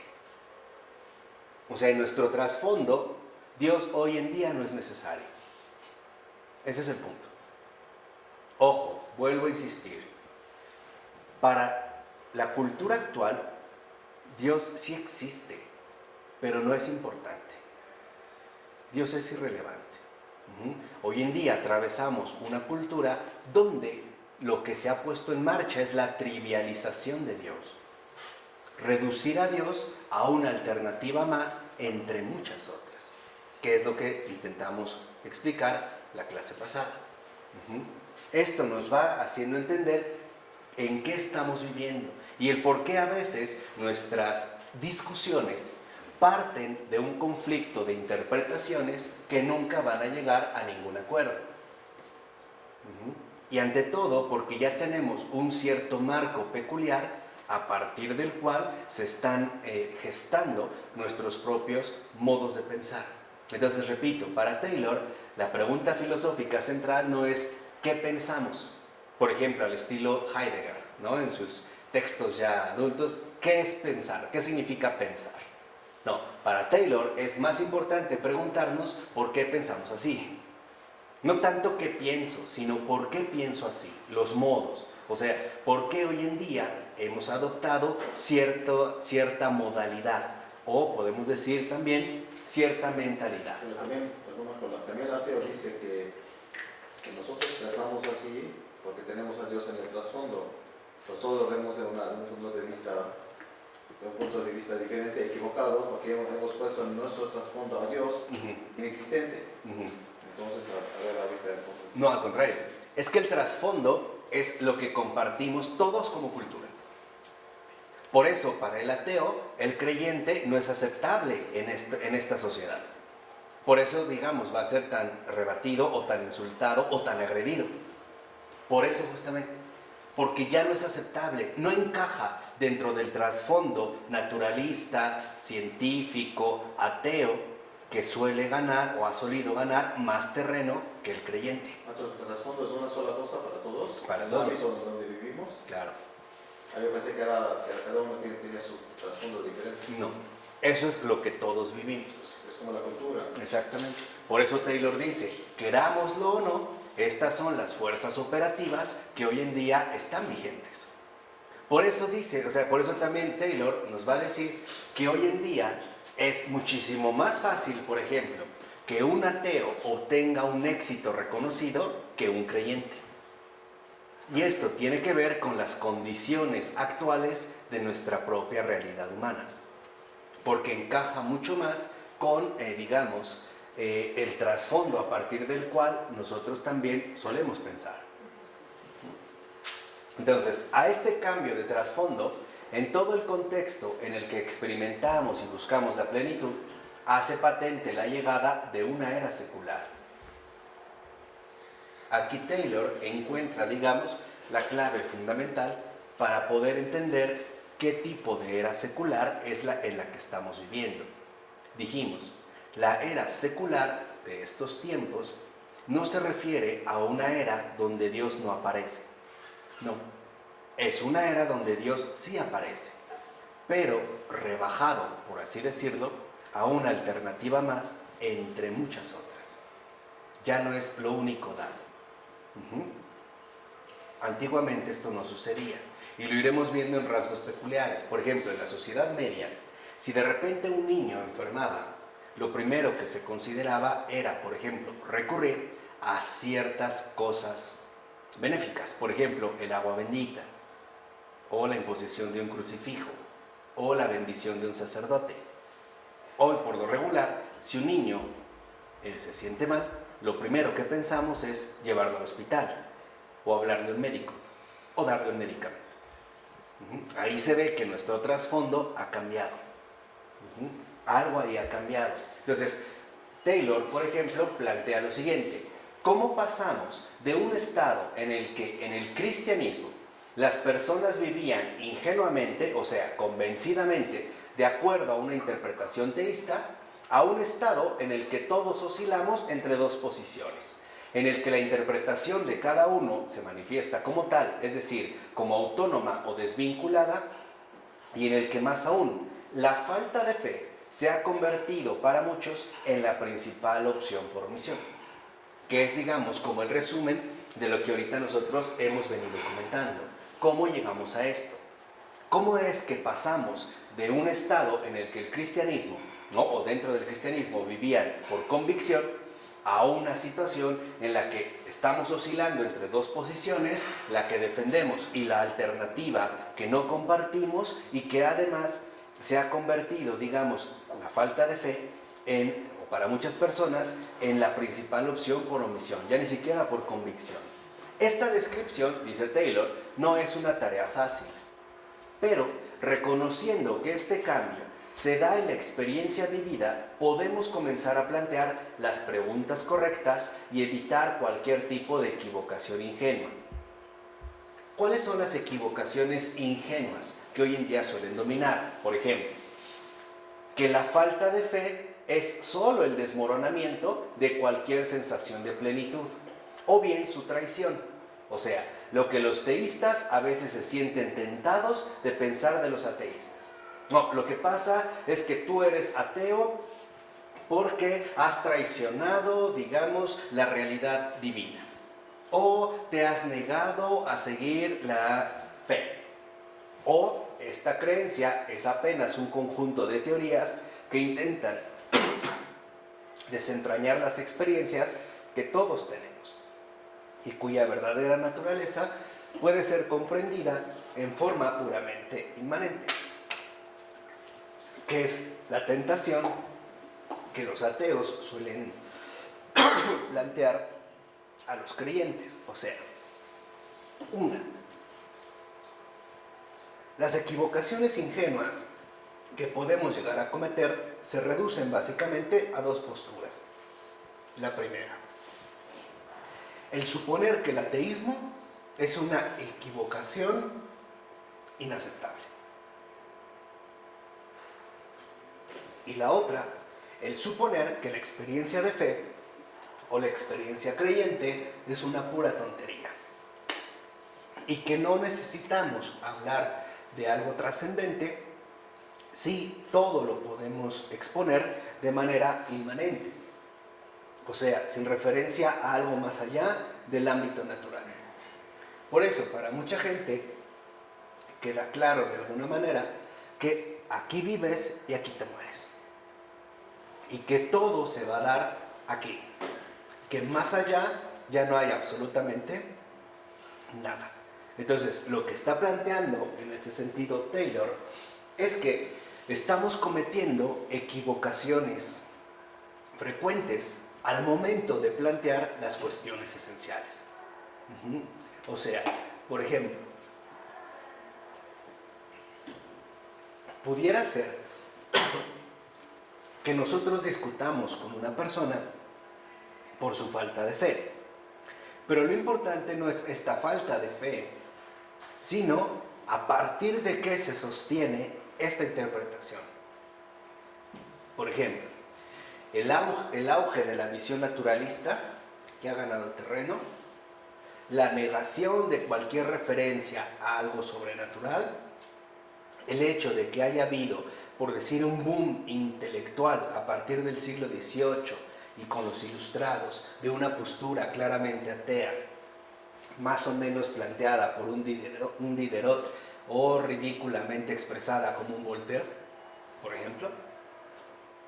O sea, ¿cuál es el trasfondo? Vuelvo a insistir, en el cual se basa esta postura. De hecho, dice Taylor que es necesario comprender las diferencias entre estas opciones, no solo en términos de credos, sino también en términos de diferencias de experiencia y de sensibilidad. Hoy lo importante no es las interpretaciones que damos, sino de qué experiencias concretas estamos hablando. Hoy, por ejemplo, esta es la razón del por qué para mucha gente es terriblemente difícil hablar del amor o definir el amor, porque ya no partimos de una experiencia, sino que tal parece intentamos partir de una interpretación. Entonces, alguien te puede decir, bueno, es que para mí el amor es tal, tal, tal, como estas encuestas que hacen o que suelen hacer mucho en las estaciones de radio, ¿no? A ver, háblenos o mándenos un mensaje para decirnos qué es el amor para ustedes. Entonces, no, para mí el amor es, no sé, una sexualidad desenfrenada. una actividad física vigorosa. Otro, no, pues para mí el amor no existe. Es una palabra desgastada. Es lo que todo el mundo habla, pero nadie vive. O sea, y empezamos a ver cómo tal parece que lo único que se nos ofrece son interpretaciones. Pero ya no partimos de una experiencia en común, de una experiencia auténtica. Si lo ven, por ejemplo, con los discípulos de Jesús, justo lo que ocurre es lo contrario. Ellos parten de una experiencia en común, no de diferentes interpretaciones. Van a partir de una experiencia común, la experiencia común que les transmite el Hijo de Dios y que se vive de manera muy concreta, por ejemplo, en Pentecostés. En Pentecostés tienen la experiencia del Espíritu de la verdad y van a partir de esta experiencia. No de diversas interpretaciones, no, van a partir de esta experiencia concreta. Y es justo esta experiencia la que ha instaurado el cristianismo en el mundo, dentro de esta perspectiva. Entonces, no se trata de que nosotros nos pongamos únicamente a discutir a nivel teórico, sino que partamos ante todo de la experiencia y la sensibilidad que hoy en día domina en nuestro tiempo. Por ejemplo, hoy uno de los rasgos que domina nuestra sensibilidad es una sensibilidad naturalista. O sentimos que las cosas pueden ser explicadas de manera naturalista o cientificista. O para otros será que las cosas pueden ser explicadas, por ejemplo, a partir de ciertas alternativas diferentes. Pero de ahí vamos partiendo. Pero la Biblia viene al rescate de esta ceguera también, entonces no es un argumento válido, porque a pesar de que hay experiencia y sensibilidad, está la palabra de Dios que viene al rescate del ser humano, al rescate de los errores. Entonces no podemos justificar al error, porque siempre hay un rescate, hay algo mayor. Está la verdad, está la vida, están las circunstancias. Está Dios trabajando, existe y trabaja en cada uno. Entonces Él sabe cómo trabajar. ¿No? Claro. Entonces no se justifica el ateísmo, ni el ateo, pues, de ninguna manera, aunque sea su background o por lo que sea. No se justifica porque Dios está trabajando en su vida para abrirle los ojos. ¿No? Sí, claro, o sea, no se trata de justificar el error, se trata de captar qué es lo que estamos viviendo y el porqué de este tipo de vivencia. Entonces, por ejemplo, igual pasa con la Biblia. Siendo sinceros, por ejemplo, la Biblia, para muchos, aún siendo creyentes, es una fuente de interpretación, no es una experiencia de vida. De hecho, ese es el llamado, o sea, el llamado es que, por ejemplo, la Biblia se haga experiencia de vida. Por eso se habla que es palabra de vida, no un libro al que yo voy a interpretar o a darle el énfasis o los contenidos que a mí se me den la gana o me apetezcan. Por eso, por ejemplo, la Lectio Divina en los primeros monasterios en Occidente era leer un versículo y repetirlo, y repetirlo, y repetirlo, y repetirlo en voz alta, de tal manera que esta palabra se encarnara. No se buscaba, por ejemplo, precisamente la interpretación del texto, sino la experiencia vivificante de la palabra. Hoy en día, para nosotros, esto también está desgastado. ¿Por qué? Porque vivimos una época cuyo background prefiere la interpretación antes que la experiencia. Entonces, vemos, por ejemplo, la interpretación como un factor primordial. Y esto hace que la experiencia, por ejemplo, quede en un segundo punto. Por supuesto, podríamos decir, en este caso, que justo por tener la Biblia, un no creyente o un ateo no tiene justificación. Pero bueno, lo importante es, si la tiene o no la tiene, no es, digamos, lo primero, sino que esto es lo que está sucediendo en estos momentos. Y esto es lo que tratamos de captar, ¿no? Y también entender el por qué se está viviendo. Entonces, en este último nivel, en el nivel de la experiencia y la sensibilidad, debemos tener en cuenta dos diferencias importantes. Primero, que existe un cambio masivo en todo el trasfondo de fe o la falta de fe. O sea, el abandono del anterior marco ingenuo y el surgimiento de nuestro actual marco reflexivo. Este cambio masivo del que habla Taylor también dice que en realidad es un movimiento peculiar de la modernidad, lo que también se suele llamar el movimiento de masas, la masificación. Antes no. Antes, por ejemplo, pudiera darse el caso que alguien rompiera el marco ingenuo y decidiera pasar al marco reflexivo. Pero esto, dice Taylor, y es cierto, únicamente se daba en casos muy excepcionales. Por ejemplo, en algunas figuras intelectualmente sobresalientes, a las cuales, o a muchos de los cuales, eso les costó la hoguera. Por poner un ejemplo, ¿no? Por poner quizá un caso bien conocido por todos. Rompen, digamos, ya con el marco ingenuo y buscan ahora abordar el marco reflexivo, pero no es lo usual. Hay alguno que puede surgir, pero no es lo usual.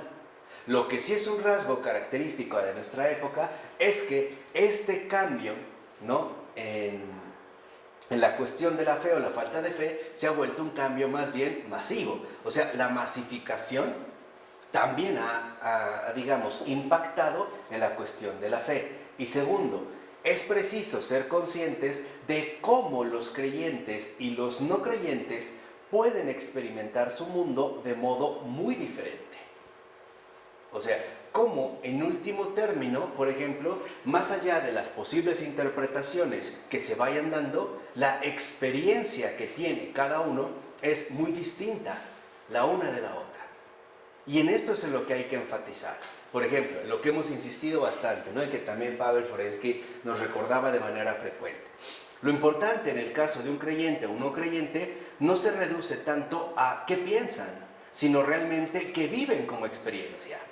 Y esto también se da al interior de los creyentes. Por ejemplo, cuando vimos con Ratzinger la introducción al cristianismo, vimos que si una persona pronuncia la palabra creo, es porque su vida está configurada a partir de la fe, es decir, de lo que cree, no de lo que piensa. Y esto de antemano se supone que establecería un tipo de vida muy particular y muy peculiar, en base a la experiencia concreta de vida. Entonces, si yo digo que creo en Dios, ¿por qué me puedo llenar de temores, angustias o preocupaciones?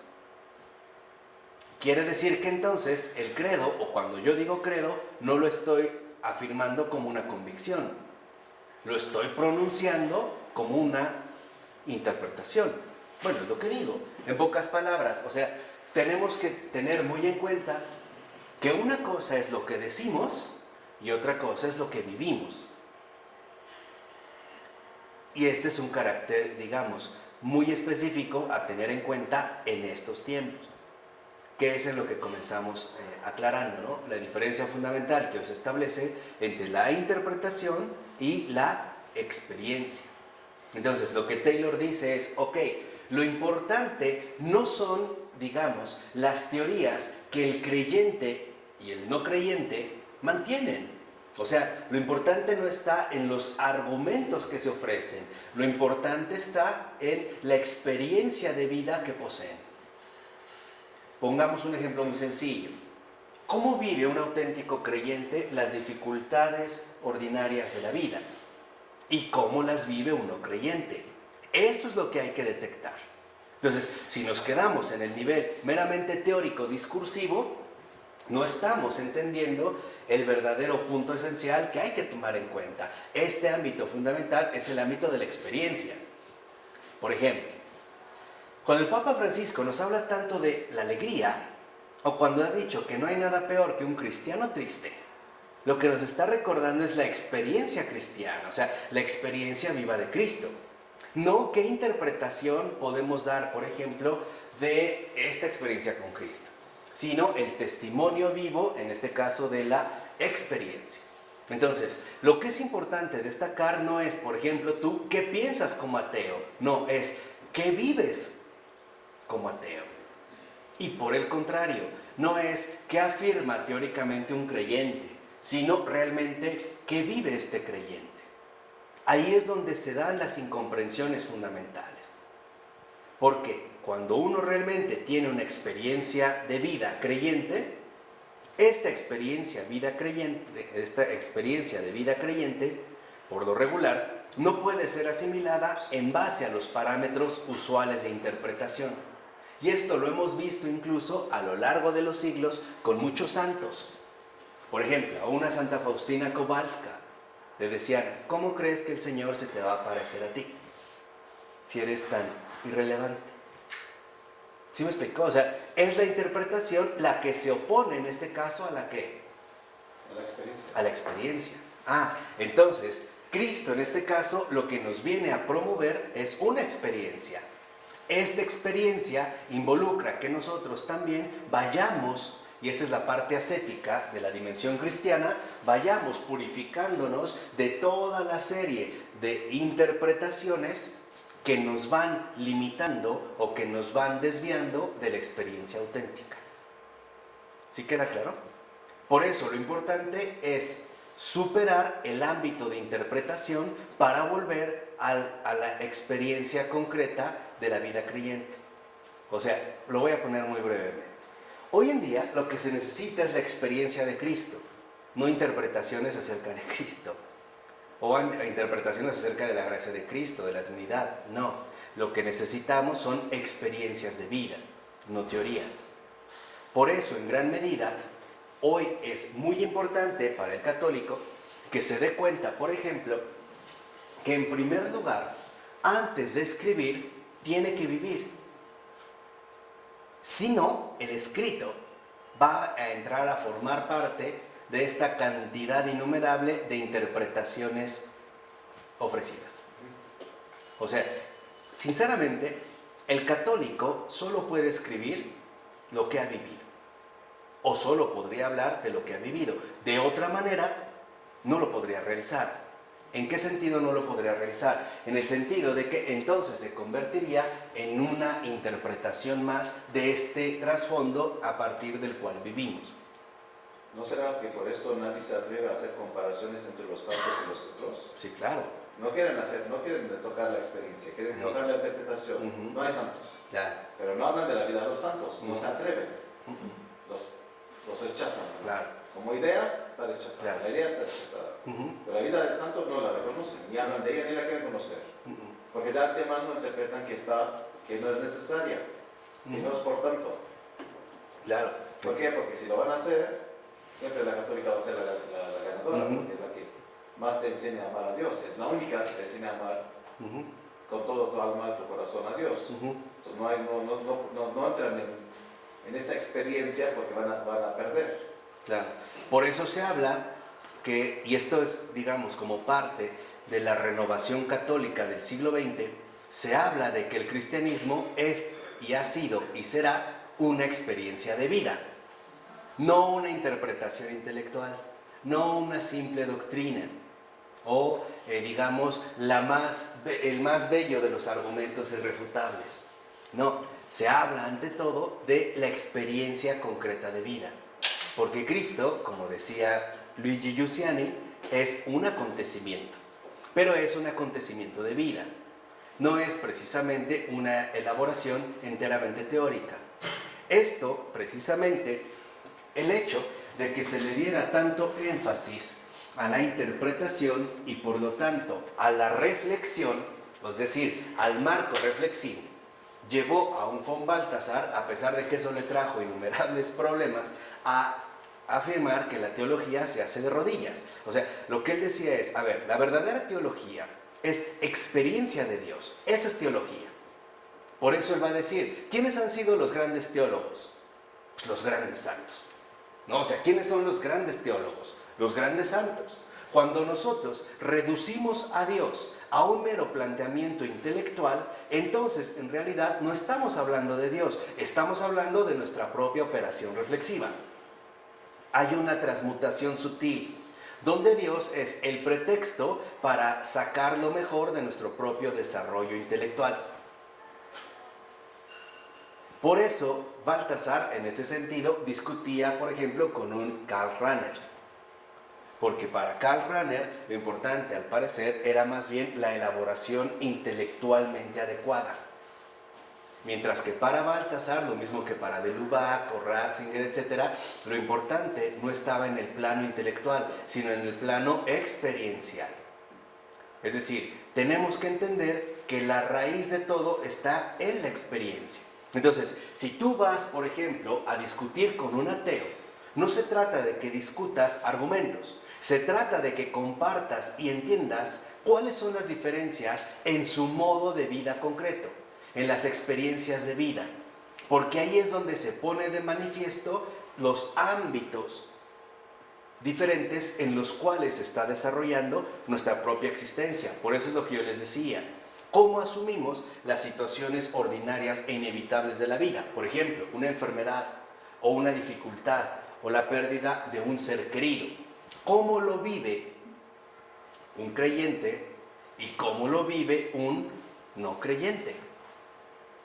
Esto es lo peculiar, o sea, esto es lo que hay que identificar. Por ejemplo, ¿en qué consistiría la experiencia de la ausencia de Dios dentro de mi panorama de vida? ¿Y qué significa que sí vivo la presencia de Dios en mi vida ordinaria? ¿Sí me explico? Estamos en otro nivel, o sea, no estamos en el nivel teórico o discursivo, estamos en el nivel básico de la experiencia de vida. Esto es lo importante, ¿no? Entonces, a veces, por ejemplo, alguien te pregunta, bueno, ¿y tú qué piensas de? No sé, ¿qué piensas de la política? De antemano, el planteamiento ya está condicionado, es parte de nuestro trasfondo. Si a ti te preguntan, ¿qué piensas de? Lo que te están pidiendo es una ¿qué? Esto no se ve mucho en el ámbito educativo. Le dejas a un muchacho que haga una lectura y te dice, profe, no entendí nada, pero a ver, lo que yo creo que dice, lo que yo pienso, supongo, y te avienta su interpretación. Y nada que ver con lo que el texto menciona. Entonces, lo importante no es, por ejemplo, ¿qué piensas de Dios? No, ¿qué experiencia de Dios tienes? O ¿qué experiencia de ausencia de Dios posees? Y de ahí partes. Pero ellos piensan que nuestra experiencia de vida, como es diferente a su experiencia de vida, que nosotros la estamos viviendo mal, ¿no? Entonces están convencidos de que estamos viviendo, porque estamos por un convencimiento, por una imaginación o por una ilusión, ¿no? Entonces para ellos la experiencia de vida nuestra, sí, es ilusión, es algo que no existe, ¿no? Pues de antemano ya la rechazan, por más que buenas que sea, piensa que forma parte del egoísmo, de la ilusión, de lo que vivió antes, ¿no? Entonces, para él, mi experiencia de vida es errónea. Bueno, aunque sea buena o no buena, eso no importa. Claro. Buena, pero viene de la ilusión, viene de algo, de cualquier cosa, ¿no? Del subconsciente, porque me gusta, a ti te gusta esto, qué bueno, ¿no? Entonces, como no, es muy difícil también el testimonio de vida que toque al otro cuando el otro está convencido de que de antemano tu trasfondo es la ilusión o es otra cosa. Claro, pero también en nosotros existe esta tendencia. O sea, también nosotros solemos suponer que ellos están viviendo por completo un error. Porque dentro de nuestro encuadre esto sería inaceptable.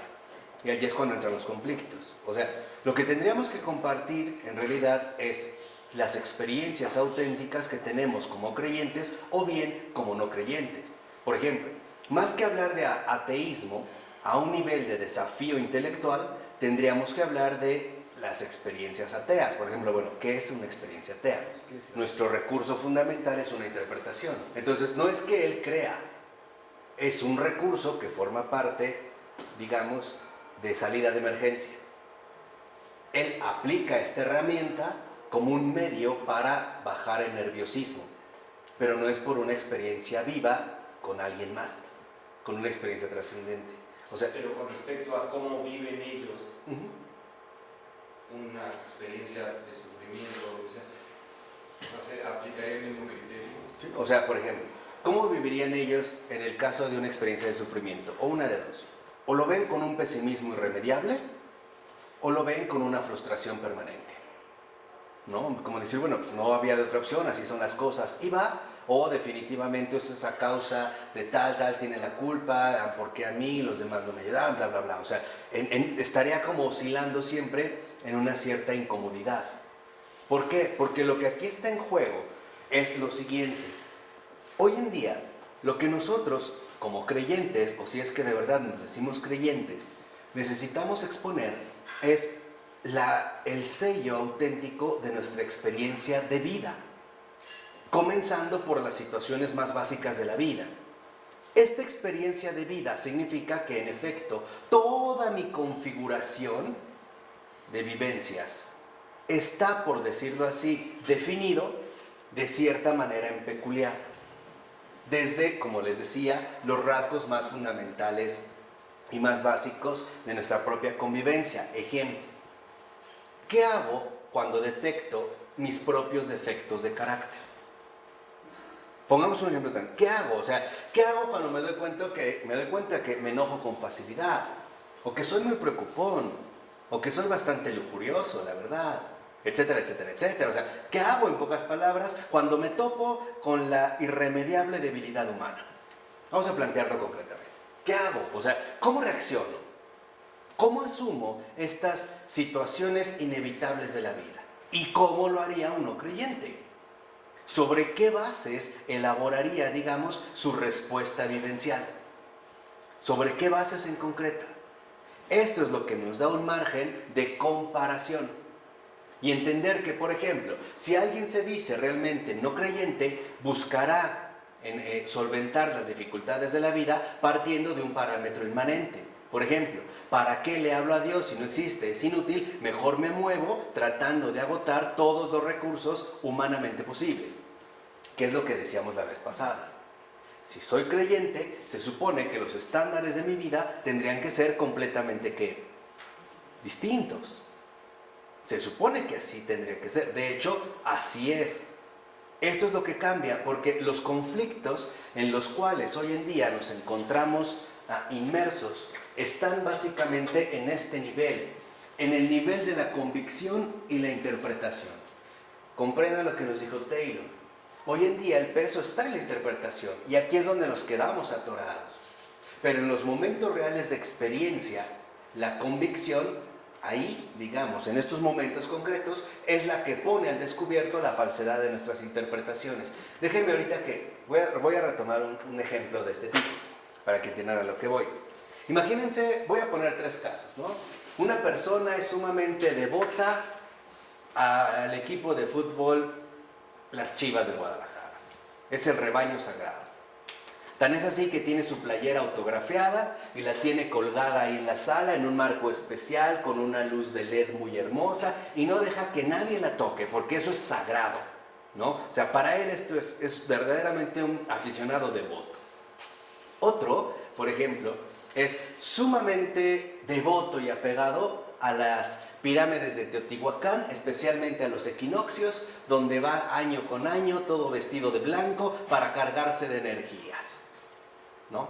Otro es sumamente devoto y apegado y creyente, por ejemplo, en la fuerza protectora que pueden dar ciertas piedras, como los cuarzos o la piedra de ámbar o ciertas piedras que juntaron en una playa o que les trajeron de otro país. Y finalmente alguien es el verdadero devoto de su novio, novia, pareja o esposo o esposa. Tan es así que diariamente le dice: te adoro, eres mi adoración, eres mi todo, sin ti me muero, etcétera, etcétera. ¿Vamos bien? Estamos hablando de experiencias distintas para que vean el panorama. Pero en un momento vamos a suponer que va en un transporte público. Y la persona que va, de repente alguien se sube a robar, diciendo muchas groserías, da 2 disparos, y el que va a su lado quiere oponerse y él voltea y le dispara en la cabeza. Ahí lo mata. Y ahora le pone la cabeza a esta persona y le dice: y ahora el que se muere eres tú. Siendo sinceros, nadie en ese momento diría: ay, sagradas Chivas del Guadalajara, por favor, sácame de este y te prometo que entonces te voy a hacer una... ay, sagradas pirámides de Teotihuacán, te prometo que si me sacas de esta yo voy a subir después de manos para recibir las energías con las plantas del pie, o sagradas piedras que ustedes me ayudaron, o trolls, o el santero, y mucho menos se acordarían de su adoración de vida. Llámese Pepe, Juan, Ofelia, Julia, como quieran. En esas experiencias concretas, tal parece que en efecto solo hay una posibilidad. Hasta hay personas que dicen: ay, Dios mío, Diosito, yo no creo en ti, pero ayúdame. O sea, allí es cuando tenemos que partir precisamente de lo real. O sea, tenemos, por así decirlo, que penetrar la capa densa de la interpretación para volver de nuevo a la experiencia.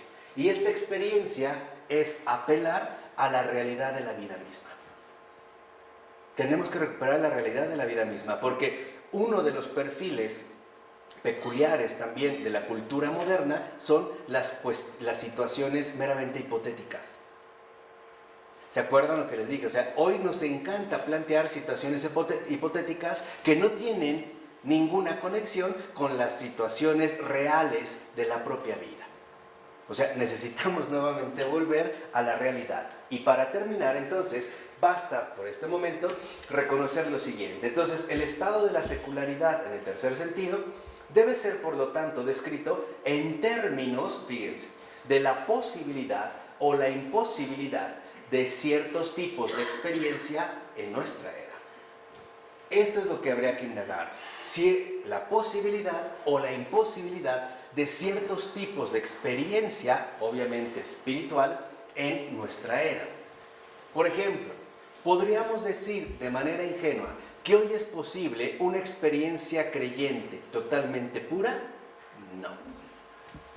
Porque como dijo Taylor, siempre nos estamos viendo continuamente tentados, querámoslo o no, a mirar de reojo y a darnos cuenta que la vida de muchas personas es muy diferente a la vida que yo tengo. Esto involucra también que nosotros entendamos las exigencias actuales de la fe y por lo tanto, como les dije, que entendamos también en qué consiste precisamente el modo en el que Dios quiere que asumamos o crezcamos o maduremos la fe que Él mismo nos da y nos transmite. Eso lo tenemos que aprender. Acuérdense que Taylor también dijo que estamos en una situación de aprendizaje. No podemos dar por hecho que las cosas están tan claras como pareciera. ¿De acuerdo? Vamos a dejar así. Del Padre, del Hijo y del Espíritu Santo. Amén.